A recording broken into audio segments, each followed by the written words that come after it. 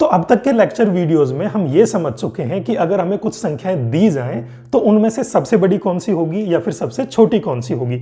और अगर दो या दो से ज्यादा संख्याएं हैं तो हम ये पता लगा सकते हैं कि कौन सी संख्या इससे बड़ी है, कौन सी संख्या बीच में आएगी, कौन सी संख्या सबसे छोटी है। ये सारी चीजें हम किसी भी संख्या को देख के कंपेयर करके उनकी तुलना करके पता लगा सकते हैं। नाउ द क्वेश्चन इज कि अगर हमें मल्टीपल नंबर्स दे रखे हैं, एक से अधिक संख्याएं दे रखी हैं और उन्हें हमें किसी ऑर्डर में सेट करना है, किसी एक क्रम में सेट करना है, तो हम उनको कैसे सेट कर सकते हैं। अब अगर हमारे पास एक से ज्यादा संख्याएं दे रखी हैं, जैसे कि मान लीजिए हमें दे रखा है 19, 29, 92, 301 और 425 और मुझे इन संख्याओं को एक ऑर्डर में सेट करना है, एक क्रम के अंदर सेट करना है। क्रम कैसा हो सकता है? दो तरह के क्रम हो सकते हैं। पहले क्रम को हम बोलते हैं असेंडिंग ऑर्डर। असेंडिंग यानी कि आरोही क्रम। आरोही का मतलब होता है बढ़ते हुए। बढ़ते हुए यानी कि सबसे छोटा, फिर उससे बड़ा, फिर उससे बड़ा, फिर उससे बड़ा, फिर उससे बड़ा। ये हमारा होता है आरोही क्रम। फिर दूसरे हम बोलते हैं डिसेंडिंग ऑर्डर। डिसेंडिंग यानी कि अवरोही क्रम। और अवरोही क्रम का क्या मतलब होता है? घटते हुए। घटते हुए यानी कि सबसे पहले सबसे बड़ा, फिर उससे छोटा, फिर उससे छोटा, फिर उससे छोटा, फिर उससे छोटा। तो जितनी भी संख्याएं हमको दी गई होंगी, हम उनमें सबसे पहले ज्ञात करेंगे कि सबसे बड़ी कौन सी है, फिर उससे छोटी कौन सी है, फिर उससे छोटी कौन सी है, फिर उससे छोटी कौन सी है। वहां से हम इनका आरोही या अवरोही क्रम निर्धारित कर सकते हैं। ठीक है, अब इस उदाहरण में हम देख लेते हैं कि इसको अगर हमें आरोही क्रम में सेट करना हो, आरोही क्रम हमें बनाना है। आरोही यानी कि बढ़ते हुए। तो सबसे पहले क्या आएगा? सबसे छोटा आएगा, फिर उससे बड़ा आएगा, फिर उससे बड़ा आएगा, फिर उससे बड़ा आएगा। तो ऐसे क्रम में अगर इसे मुझे सेट करना है तो मैं कैसे कर सकता हूं? तो मैं क्या करूंगा? सबसे छोटी संख्या देखूंगा कौन सी है, उसको मैं बिल्कुल दाईं ओर लिख दूंगा। ठीक है, अब इन सब में से सबसे छोटी संख्या कौन सी है, उसके लिए मैंने क्या किया था? हम इन पे पहले डिजिट काउंट करते थे, अंकों की संख्या गिनते थे। 1, 2, 3, ये 3 अंक की संख्या है। 1, 2, 3, ये 3 अंक की संख्या है। 1 और 2, ये 2 अंकों की संख्या है। 1 और 2, ये 2 अंकों की संख्या है।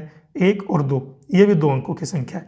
तो जो सबसे छोटी होगी वो कौन सी होगी? जो सबसे कम अंकों की संख्या है, यानी कि ये तीनों छोटी हैं, ये दोनों बड़ी हैं। सबसे पहले तो ये निर्धारित हो गया। अब हम क्या करते थे?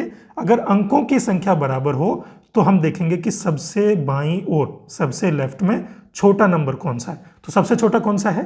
1 है। ठीक है, यानी कि सबसे छोटी जो हमारी संख्या है वो क्या बनेगी? 19 बनेगी। फिर हमारी इससे बड़ी संख्या, यानी कि ये तो अब कट गया, अब जो बची हुई संख्याएं हैं इनमें सबसे छोटी वो कौन सी है? 29 है। फिर जो बची हुई है इनमें सबसे छोटी 92 है। फिर जो बची हुई, यानी कि ये दोनों, इनमें सबसे छोटी 301 है। फिर 425 है। ये हमारा बन गया असेंडिंग ऑर्डर, यानी कि बढ़ते हुए क्रम में ये सबसे छोटी है और ये सबसे बड़ी है। अगर इसी का हमें डिसेंडिंग ऑर्डर बनाना होता, अगर घटता हुआ क्रम बनाना होता, तो हम क्या करते? सबसे पहले हम वो अंक लिखते, वो संख्या लिखते जो सबसे बड़ी हो। अब इनमें जो सबसे बड़ी थी ये हम पहले निर्धारित कर चुके हैं कि 425 है। फिर 301 आएगी, फिर 92 आएगी, फिर 29 और फिर 19। तो इस तरीके से हम इनका असेंडिंग और डिसेंडिंग ऑर्डर या फिर आरोही तथा अवरोही क्रम ज्ञात कर सकते हैं। तो एक दो और उदाहरण देखते हैं जिससे कि हमें यह चीज अच्छे से समझ में आ जाए।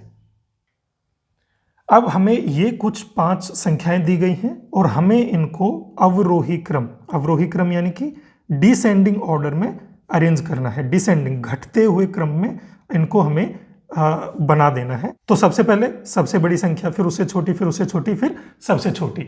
तो हमें इन दी गई संख्याओं में अगर ये पता करना है कि सबसे बड़ी कौन सी है तो हम क्या करेंगे? सबसे पहले डिजिट काउंट करेंगे, संख्याएं काउंट करेंगे। ठीक है, तो इसमें कितनी है? 1, 2, 3, 3 अंक हैं।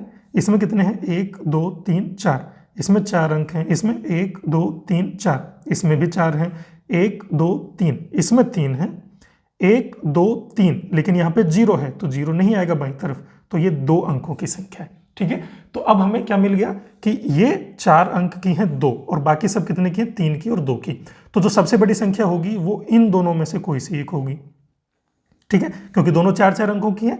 तो अब हम क्या करेंगे? जो सबसे बाईं ओर का अंक है उसे देखेंगे। यहाँ पे कितना है? 8 है। यहाँ पे कितना है? 9 है। तो सबसे बड़ी कौन सी बनेगी? 9754, 9754 हमारी सबसे बड़ी है। फिर अब इसको हमने इस्तेमाल कर लिया। अब जो बचे हुए हैं उनमें हम देखेंगे कि सबसे बड़ी कौन सी है, तो ये खाली 4 डिजिट की है, बाकी सब 3 और 2 की हैं। तो अगली हमारी बनेगी 8320। ठीक है, अब जो बच गए यानी कि 847, 571 और 092, इनमें सबसे बड़ी कौन सी है, तो ये भी 3 अंक की है, ये भी 3 अंक की है। तो 3 अंक की है, तो इनका बायां देखेंगे यानी कि ये 5 है, ये 8 है, तो हमारा अगला क्या बनेगा 847।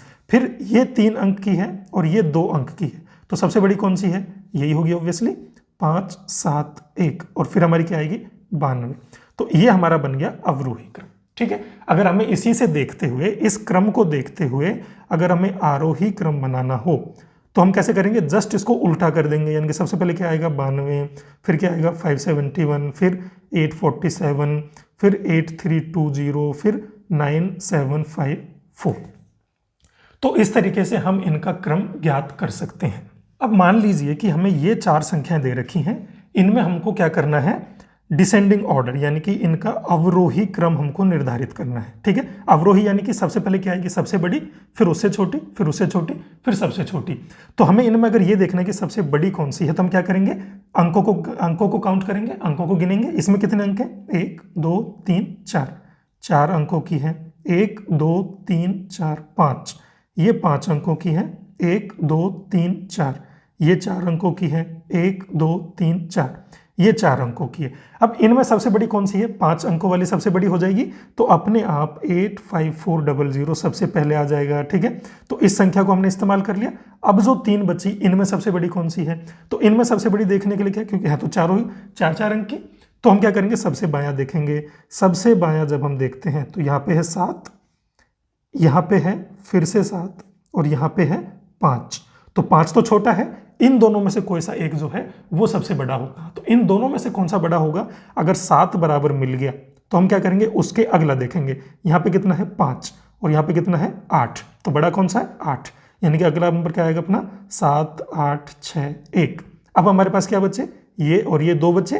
ठीक है, इनमें कौन सा बड़ा है 7500, फिर हमारे पास लास्ट क्या बचा 5000। ठीक है, तो इस तरीके से हम इनका असेंडिंग या डिसेंडिंग ऑर्डर सेट कर सकते हैं किसी भी दिए गए नंबर का। ठीक है, आई होप कि अब अगर आपको कोई भी नंबर दिया जाए, कोई भी संख्याएं दी जाए, तो आप उनका क्रम ज्ञात कर सकते हो या फिर आप उनको एक असेंडिंग और डिसेंडिंग ऑर्डर में सेट कर सकते हो। Thank you.